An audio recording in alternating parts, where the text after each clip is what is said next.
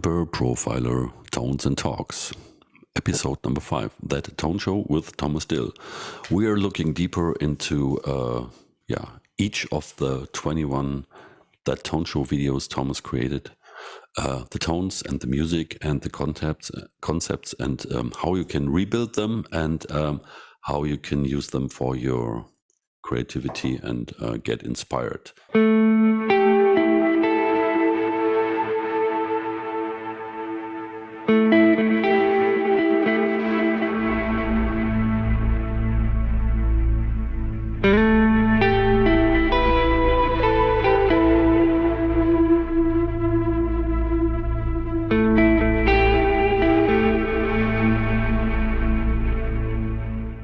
Thomas, welcome back again. Hi. Episode number 5. I think it's about saturated spheres, but with clean sounds, but saturated spheres, sonic environments. What was your goal with this? Yeah, the approach on that one was to have an ambient sound with lush delay, reverb, and pad simulation, keyboard pad simulation, and creating great atmospheres, and but having a clean guitar tone with a distorted background. And that's why I come up with a crystal delay. And this is, it's just in this episode, the main sound part is one crystal delay and one cirrus reverb. And this is the sound with a crystal delay in the beginning.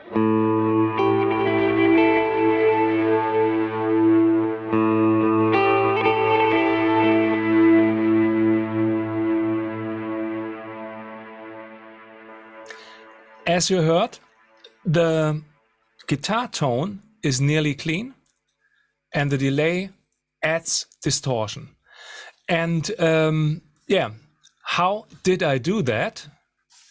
It's a little bit like, it reminded me of Fusion Kitchen. Have you ever checked out Fusion Kitchen? It has been the cool thing, I think, in the early 2000s or so. It's sort of forgotten, where they ultra freeze the outer parts of a dish. You know, they have the cream and they put it into ultra cold freezing, and they just do it very quickly. So you have this crispy frozen outer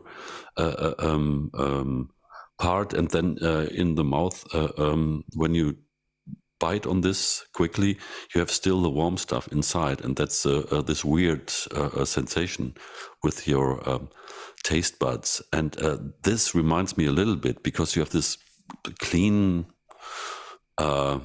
sound, and then you get this washed, very deep delay and reverb sound in the back, and that's a little bit like this. Sorry for again having these weird. I really like pictures. Your thoughts. Okay, sorry, go on. I appreciate that. So normally the vintage guys, which I call not in some bad manual or something like that, they do it with a tape delay. So old tape, distorted tape delay, and then you get this delay sound, this delay clouds, and the distorted delay clouds coming up from a clean guitar tone. And I will share my screen. Here we are with the Rig Manager, and as always, I turn every effect off just to show you the basic. And the basic is a clean sounding amp. Nothing fancy, a profile of my Tweed Deluxe, which I made, and set gain 1.3, so it's just a clean, neutral, clean, linear guitar tone. Then I kick in the compressor, or I have the compressor kicked in just to boost my low-picked notes. With the compressor off, it would be very low in the level. So now this compressor setting allows me just to pick very softly, to get not this from the guitar, this hard tone or something like that, but the tones are stable and they can be heard. And another thing is the Kemper drive, the next effect on that. It's just used to get a bit of tone shaping and a bit of dirt. So this is the sound with the Kemper drive.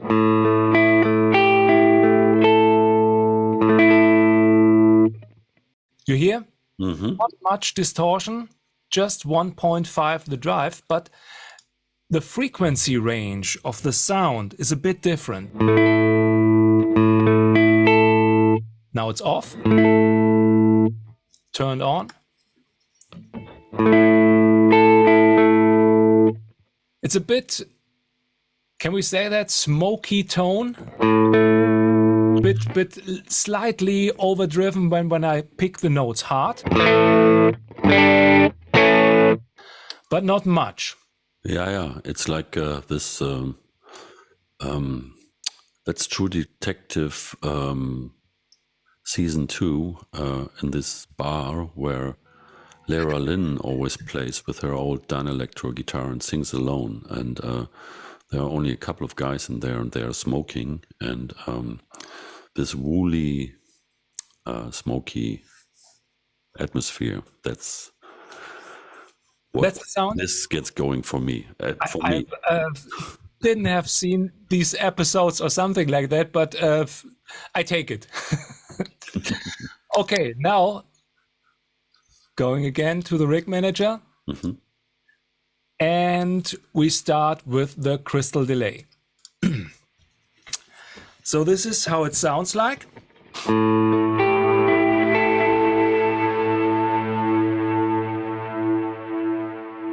And now here is the distorted tone. This delay, it has two delays with note value on 4/16 notes, so a quarter note, and a dotted 8, 3/16.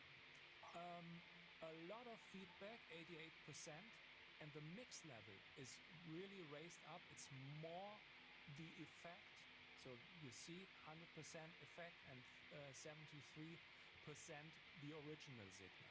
I will come to that later, because the delay doesn't sound too loud, but there's one thing because it doesn't sound too loud, because it's the input swell parameter. Another thing is you can, with a crystal delay, you can add a pitch shifted signal on the delay. I turn an octave up.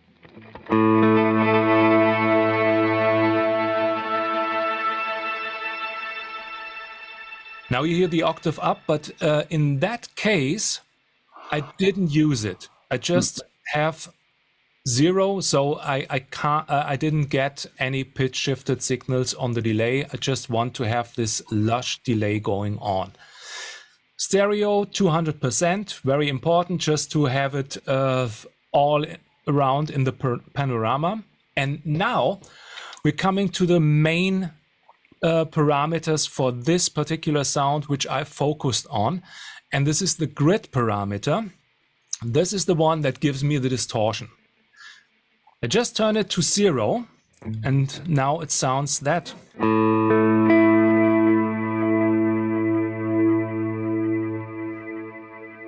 It's nice, but not dirty enough. So now, grid on 10, you get all the dirty sound.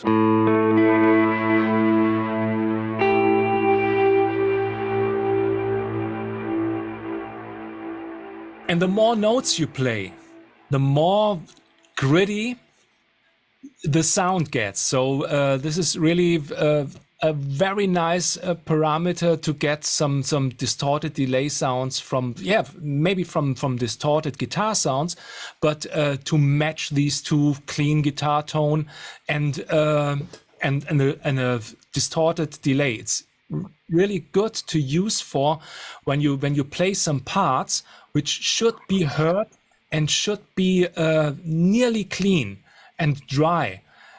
But you want to have that dirt in the sound, then check out this crystal delay with a grid parameter really turned up. And in other delays, the grid parameter is also there. So check this parameter out. The second one is input swell. I had it on 35. Now I turn it down to 0. And this is how it sounds like.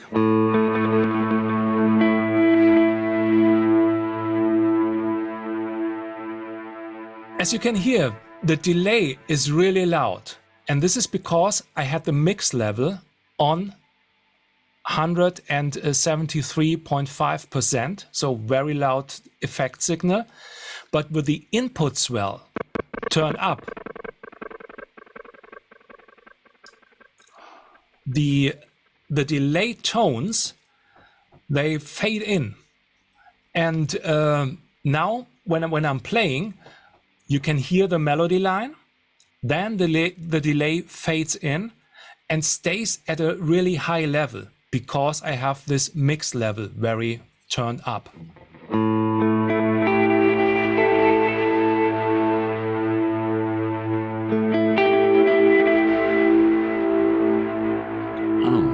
This is really interesting because this way you get rid of this bubbly, immediate shuttering delay stuff. It's just it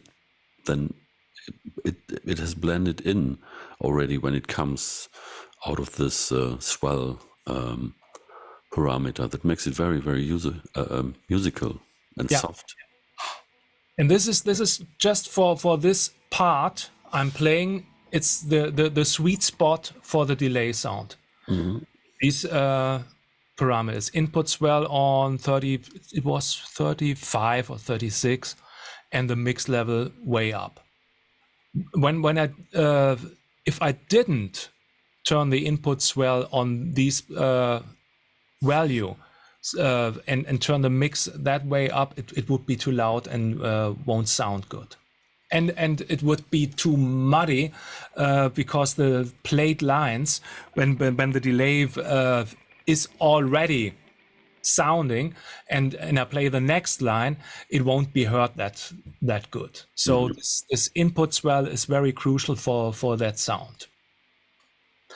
Okay, now the next effect is the cirrus reverb. I turn the crystal delay off, cirrus reverb on, and this is some kind of my clean channel. I switch it in the middle of the part for that one.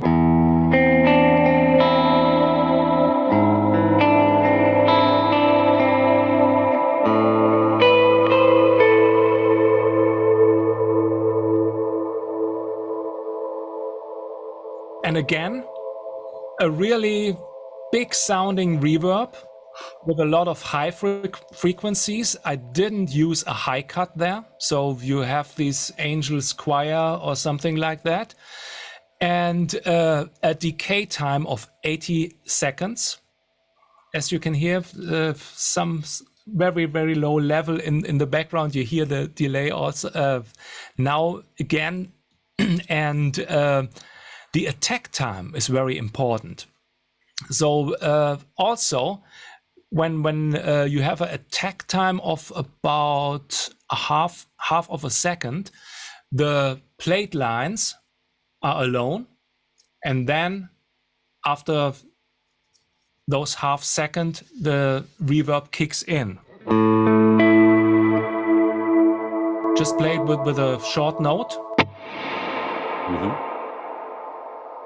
So this is also very important to create these sounds when you want to hear, when you want to be heard, your playing lines. Take the attack time a little bit turn the attack time a little bit up. Okay, that's about with the Cirrus reverb, and at the end I just play both.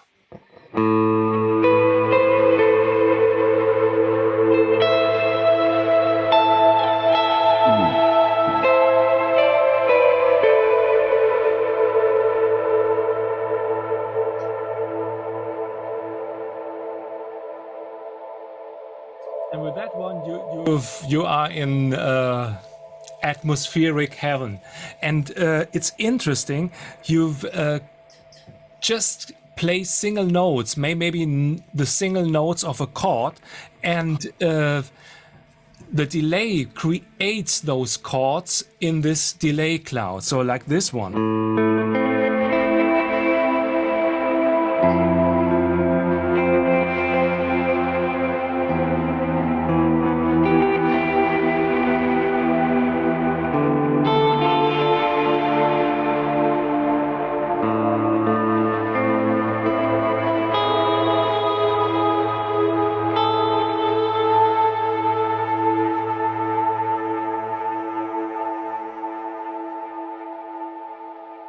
Wonderful. And saying wonderful, I wonder if it would take a long time until you get a call from either Jack Antonoff or Taylor Swift. Yeah, because these sounds played like this, you know, with the sparse tones, and let the sound create the chords. I hear just a very relaxed bass player, very low tuned vintage drums, and a breathy female voice. That would be, for me, the perfect combination. So this is stuff for, making music, telling stories, have lyrics on there, and just create spaces. That's what gets me going. And wondering what the people will do with it out there, and with this inspirational tones. Thank you.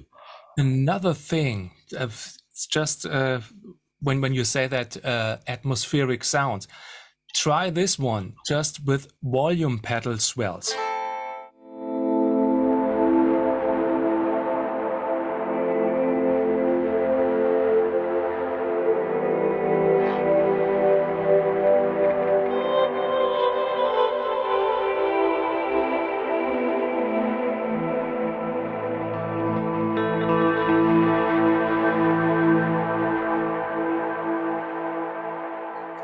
Easy to create some really nice background sounds, and just very important for this one is the volume pedal should be placed in front of the delay section. So either at the front of the signal chain after the guitar. I think I should wait a minute. Where is my in the rig menu? 1 second. Post stack, location post stack. So it's behind the stack. And this is very interesting when you don't want to lose distortion sounds when you turn the volume pedal down. So it doesn't react on the gain, but you can swell in your effect sounds, and when you go back with the pedal, the delay is already there and sounding. When I've just try it, now it's located to the output, and I've fade in. Yeah, you kill it. When I go back, now the sound is lost. You know, it's nice to have that one if you want to really have abrupt stops on some sound effects or something like that. But for this atmospheric stuff, it's not good to have it located at the output. So post stack, or what is the other one, pre-stack or input, are the best locations for creating those fade in reverb delay sounds. Yeah, awesome. And here's another tip which came just to my mind. Maybe this is just taking it a little bit too far, but just mentioning the volume pedal.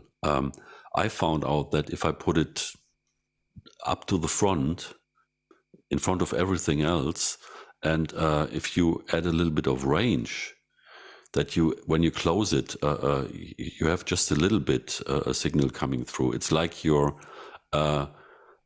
closing the volume knob of the guitar, and that's especially important when you're playing and you have to do something else. Sometimes it's really hard to find the right position, and then if you open this up, you can nicely play with the input gain of the entire chain, and change the character of your pickups as well, because it's like, turning down the volume at the guitar, not entirely for all you nitty-gritty tone chasers there, but it takes you close to this, and it's really convenient, because if you program the profiler, then you can even program that what you would normally do with the volume knob, and then you have all the effects really sounding as long as they sound, and you can change the guitar with that. And you could use the morphing form if you want to cut off stuff then, so you would have both with two pedals. So that's another how would you call it, turn that has nothing to do with our main journey here in this episode, but might be some useful information. And thank you again, Thomas, for triggering this, because I find it's also so inspiring, and it raises so many important aspects around your tones you created. It's really good. There's something to say on that, what you just said. The position of the volume pedal can be stored in the rig. So each rig can have different volume pedal settings. So if you like to stay at the same gain, and I do a lot with the volume knobs on the guitar, so I'm used to play with those knobs. It's normal for me. So I don't use the other way that you just said. But if people like to do that because they've just constantly playing and want to have a lower gain with sounding like that you've turned down the volume knob on the guitar, then it's very nice to have that one. And if you've have the maximum on 100% and in the heel position, you have just about 30%. You have a really great range to fine tune your distorted tone. So that's a great idea for doing that. So many possibilities. Yeah, very unique possibilities. Because the tones and the sounds are just one thing, but how you can assemble them and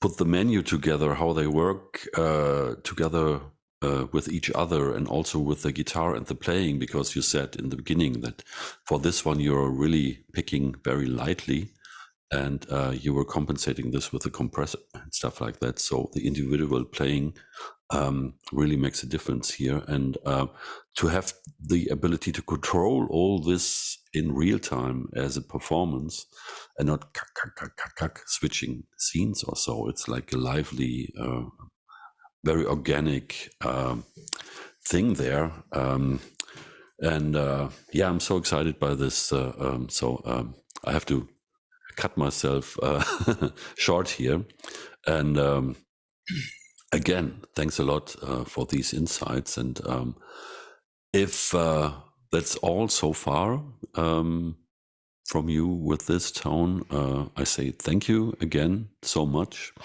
and we'll see you next time with episode number 6. Am I right?